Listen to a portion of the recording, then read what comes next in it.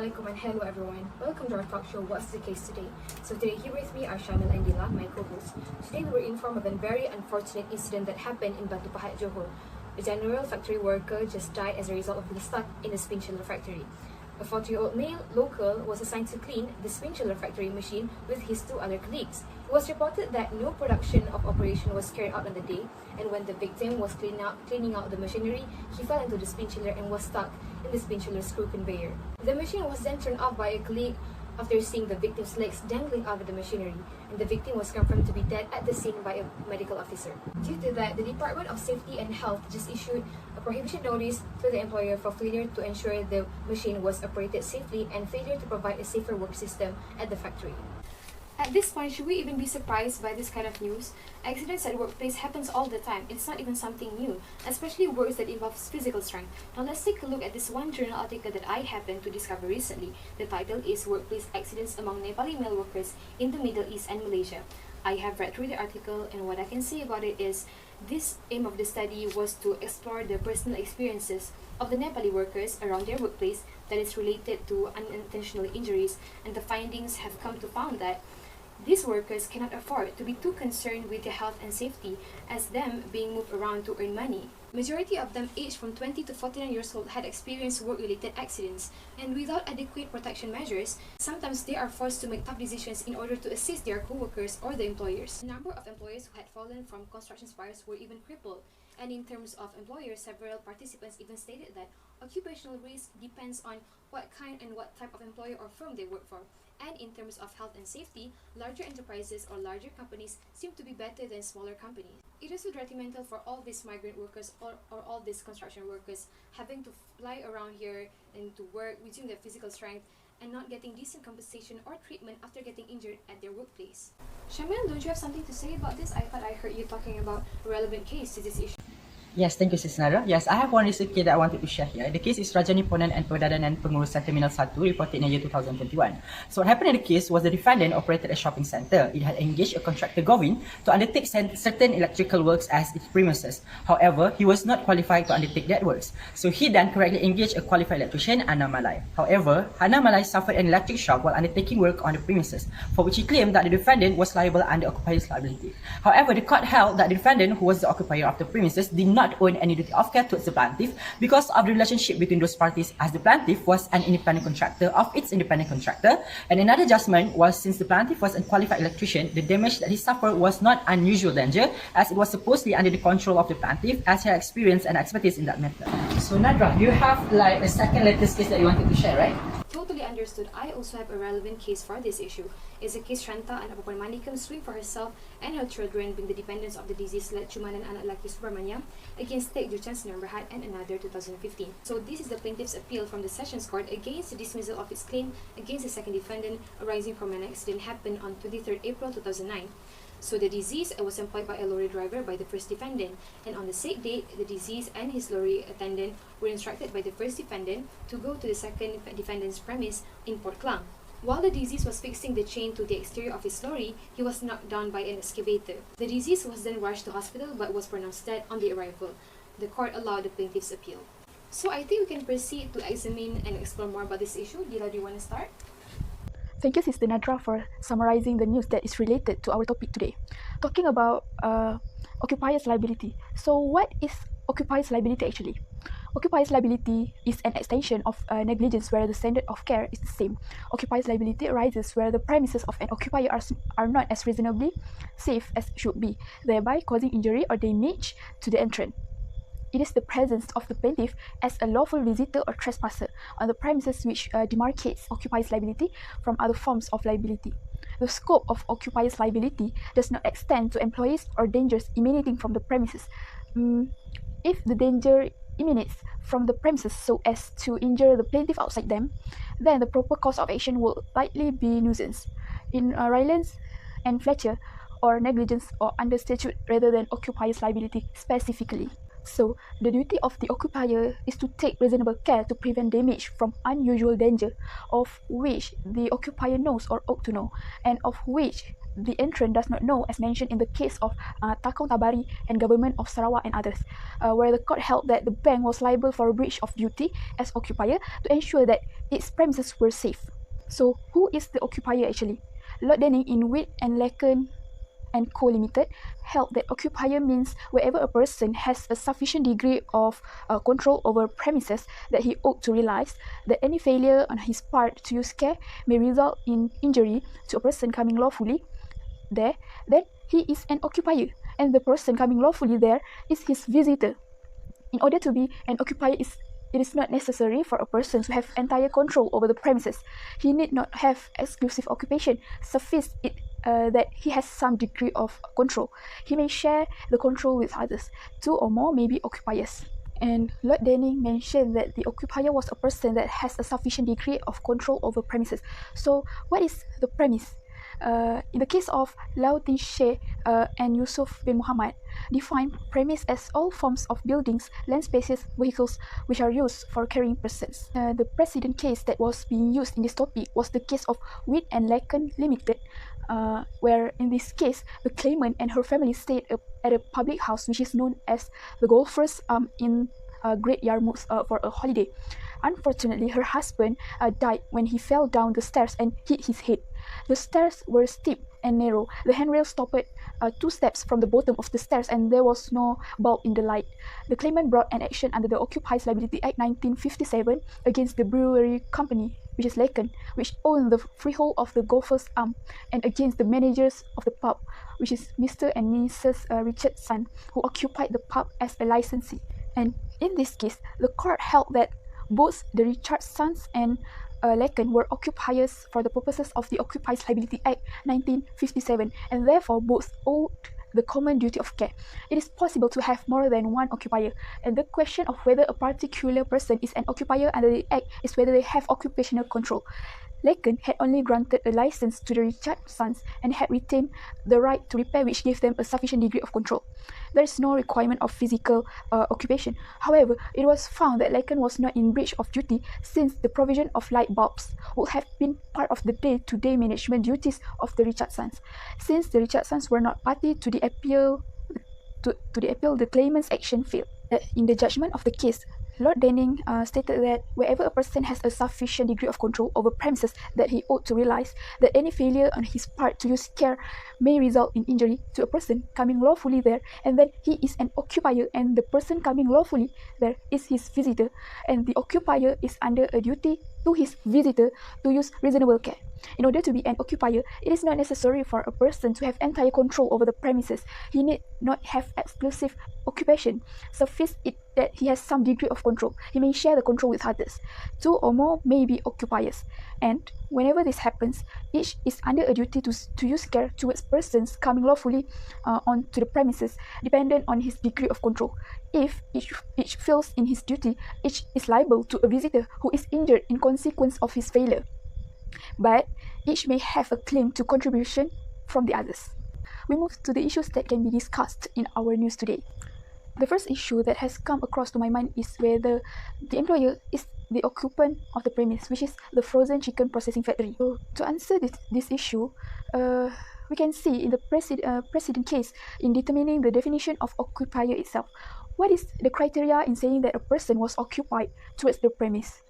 This is the time to look at the precedent case that I have mentioned before, which is the case of Witt and Lacken Limited, where the court held that occupier means wherever a person has a sufficient degree of control over premises that he ought to realize that any failure on his part to use care may result in injury to a person coming lawfully there. Then he is an occupier, and the person coming lawfully there is his visitor. In order to be an occupier, it is not necessary for a person to have entire control over the premises. He need not have exclusive occupation. Suffice it that he has some degree of control. And based on the facts of the case, it is clear that the employer was the occupant of the premise as they own the factory. As the owner of the factory and the business, they must be aware of the risk in handling the machine. And the most important thing is they have the power to put on the warning notice around the factory, especially near the machine, which means they have the control over the premises. And this strengthens the fact that the employer was the occupant of the premise. So how about the next issue that can be raised in this news that we have discussed today? What say you, Sister Nadrah? The second issue is whether the disease was a contractual entrant, a licensee, a trespasser, or an invitee. It is important to know what kind of entrant he was, as he was working at the premise, which is a factory. A contractual entrant is a person who is on the premise pursuant to a contractual right, and there are two contractual entrants, which are main purpose entrant and ancillary purpose entrant. Main purpose entrant is a person who enters the premises for the purpose of occupying it, and a person who has paid to be on the premise, such as tenant or guest in a hotel. For this, the occupier's duty is to ensure that the premises were safe and adequate for the purpose for which it is contracted out, and the occupier must employ and exercise the reasonable steps for this performance of duty. Meanwhile, ancillary purpose entrant refers to a person who has paid to be on the premise for some particular activity other than personal dwelling, such as a spectator at a sports event, a passenger on a bus, a student at a private school, and many more. The occupier's duty is to ensure that the premises are safe for that particular purpose. And the most important principle in this context is where a person paid for the premise, whether it is for the purpose of occupying it or for the purpose of some particular activity, the standard of care required for the occupier is to ensure that the premises are reasonably safe for the intended purpose. Based on the facts of the news, it is unlikely to say that the deceased was a contractual entrant, as he was just an employee, and it was not stated that he was working or entered the premise for the purpose of occupying it. Moreover, it is unlikely for an employee to occupy a factory. And the deceased was not a contractual entrant because an employee does not pay to be on the premise he was working at. Next is the licensee. Licensee is a person who enters into the premise with implied or express permission. So there are two types of licensee, which are entrants of rights and social visitors. So entrants of rights is people who have the right to enter into the premise that is open to the public, such as public park, public swimming pool, public library, and many more. Meanwhile, a social visitor is one who enters the premises that needs to have permission from the occupier or by an invitation, and the purpose of being there is social in nature and does not confer any materialistic or economic advantage to the occupier, for example, being a guest. An employee may need to have a permission to enter into a premise, but in this case, the deceased was not a licensee.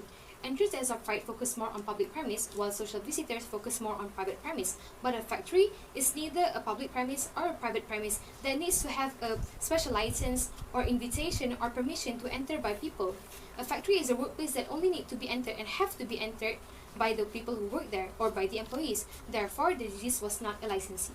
Moving on to trespasser. A trespasser is a person who enters into the premises without any implied or express permission from the occupier. His existence on the premise may not be known by the occupier, such as a wandering child, a thief, a person who has lost his way, and so forth.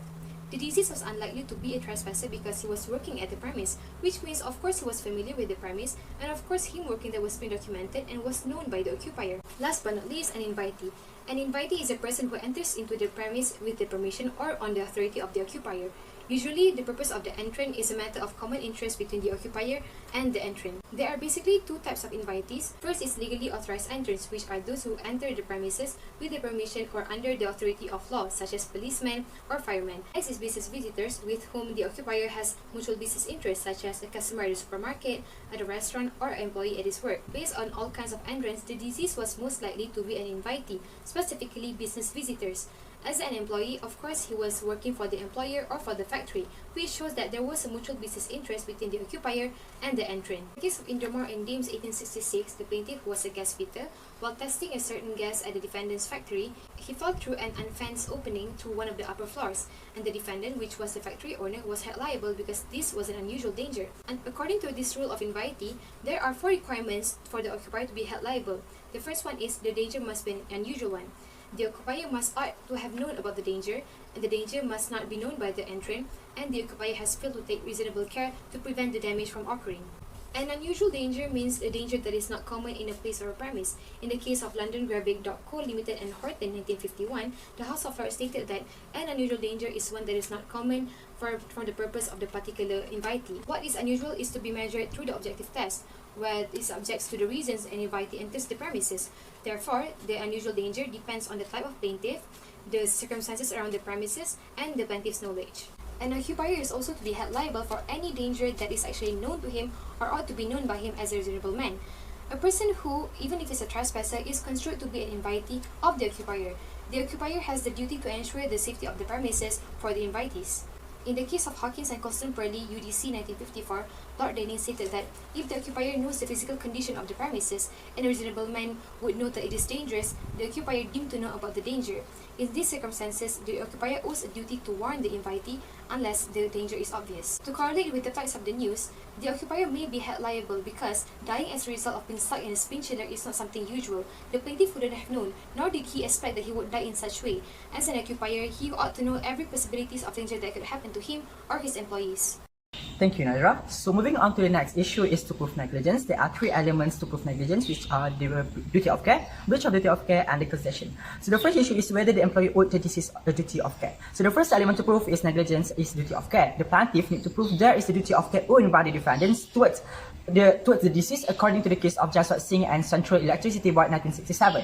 So there are two ways to prove duty of care, which are the first one is neighborhood principle and the capital test. So the first one is the neighborhood principle that derived from the case of Tony Stevenson reported in the year 1932. So this case was about a plaintiff who bought a bottle of ginger beer which contained a decomposed snail, later suffered severe shock and sued the manufacturer.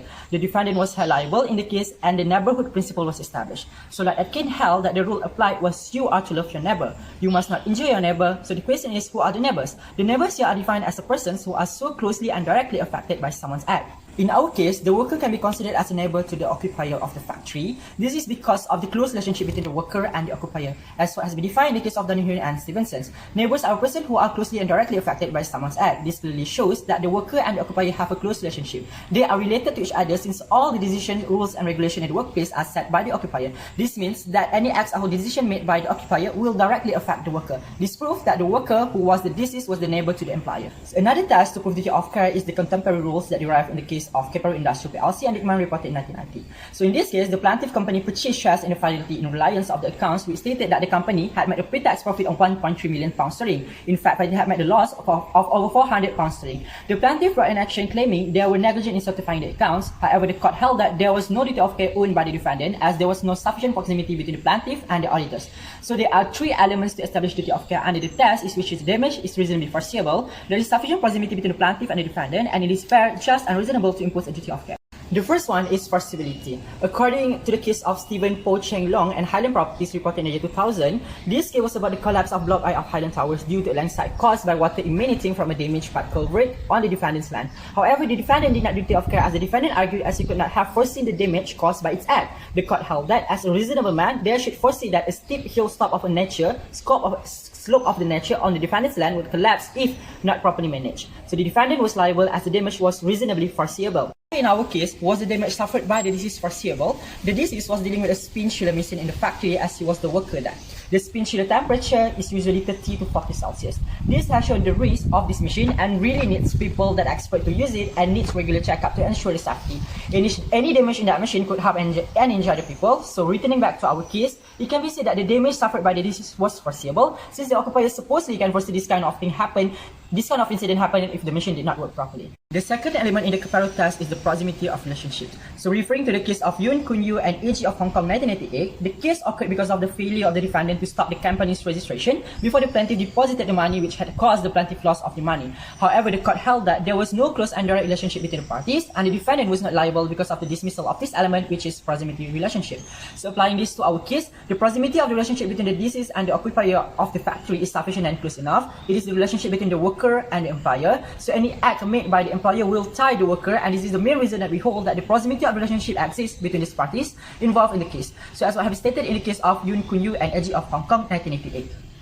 The third element to be proved under the comparative test is fair, just, and reasonable to impose duty of care towards someone. Referring to the case of Mark Rich and Bishop Rock Marine Co. 1995, this case was about the sinking of the ship. The plaintiff was the owner of the cargo. There were three defendants in the case, but we will focusing on the third defendant, who was Vessel Classification Society VCS. So what happened was the ship developed a crack in the middle of the journey. The plaintiff later called the third defendant VCS to inspect the ship. They said that the ship can travel with a temporary welding first, but repair it as soon as the ship reached its destination. So the ship then went on its journey, but sank and lost $6. The plaintiff later sued all the defendants, but the court held that it was not fair for the third defendant, who was VCS, to suffer loss as there was no duty of care imposed.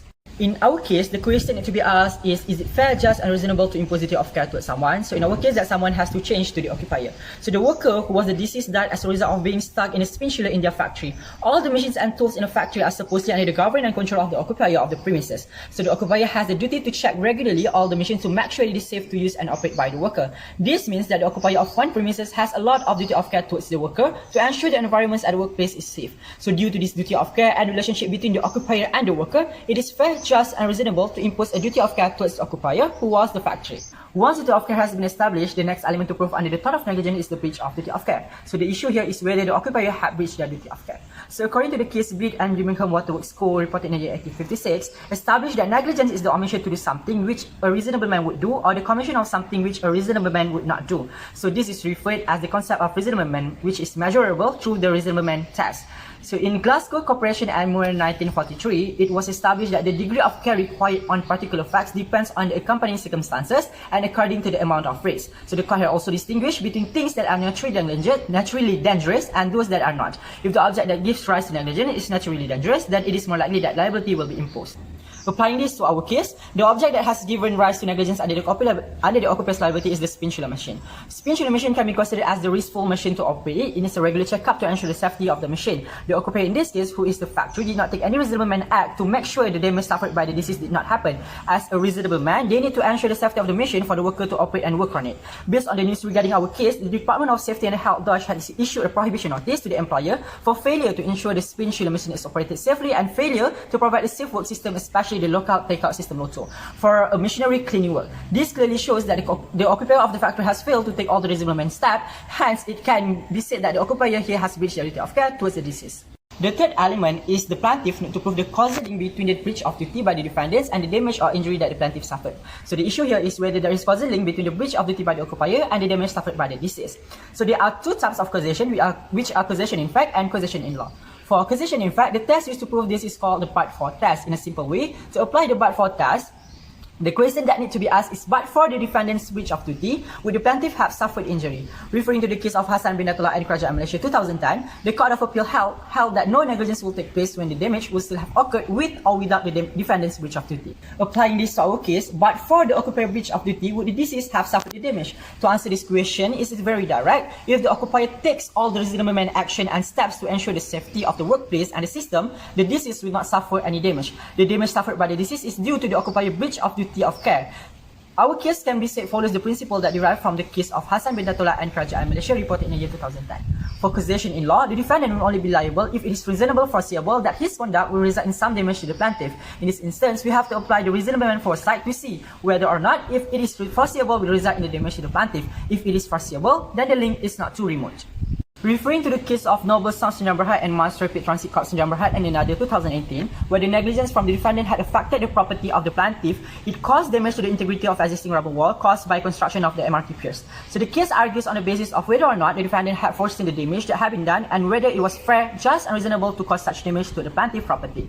It was contested that although the damage was foreseeable, the type of damage which had in fact materialized was not foreseeable. The court held that the defendant had breached the duty of care, was thus liable for all direct consequences of that breach of duty. So applying this to our case, it can be proved the damage suffered by the deceased is foreseeable, since the occupier should know that the machine can harm people if it didn't function well. This clearly can be said that the damage suffered by the deceased is reasonably foreseeable, since the damage can be predicted. Hence, the occupier may be held liable for the negligence on behalf of the occupier liabilities. So, Sister Zaidilah, what do you think can be concluded from the discussion regarding this case today? To sum up the things that we have discussed today, the occupier may be held liable due to the danger being unusual, because dying as a result of being stuck in a spin chiller is not something usual. And the occupier also has fulfilled all the elements under occupier's liability, and the employer may be held liable for the incident that happens towards their worker. It was great to hear your opinion regarding these issues. I hope that we can have another discussion in the future. That's all from us today. Thank you for watching.